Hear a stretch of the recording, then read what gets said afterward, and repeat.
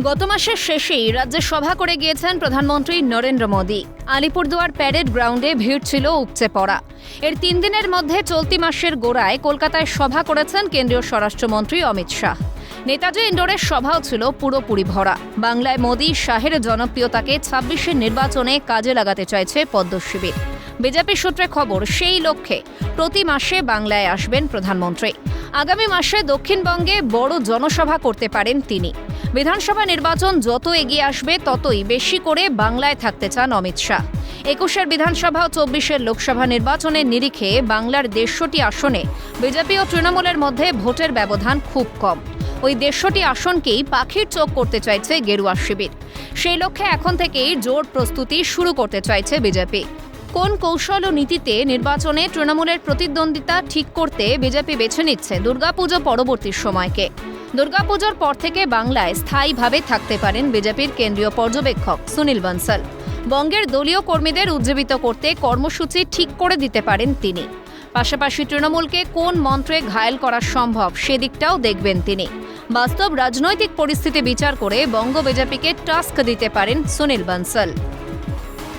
বাংলা দখলের লক্ষ্যে রাজ্যে মোদী শাহের যাতায়াত, সুফল পাবে বিজেপি? তীব্র কটাক্ষ ছুড়ে দিয়েছে তৃণমূল।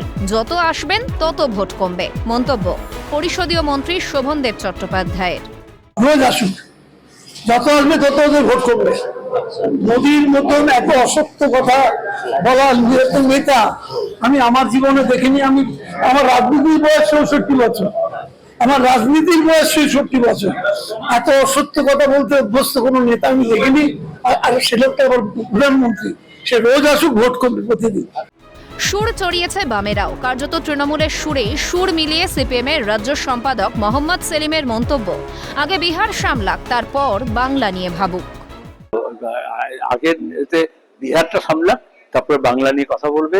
আর দুই হচ্ছে, এখন এই যে বিকানিরে মোদী গিয়েছিলেন, কি ভিড় হয়েছিল, কি জমায়েত হয়েছিল বিজেপির আশায়িত রাজ্যে। দেখেছো অবস্থাটা কি হয়েছে। গোটা দেশে মোদীর যে বিশ্বগুরু সাজার যে অভিযান ছিল সেটা এখন বিশ্বগুরুতে পরিণত হয়েছে। সুতরাং সেখানে দাঁড়িয়ে তিনি যত যাবেন তত যে বিজেপির ভোট পাবে তার কোনো গ্যারান্টি নেই।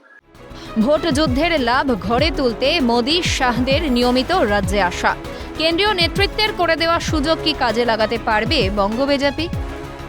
ইন্দ্রাণী দাশগুপ্তর রিপোর্ট, ক্যালকাটা নিউজ।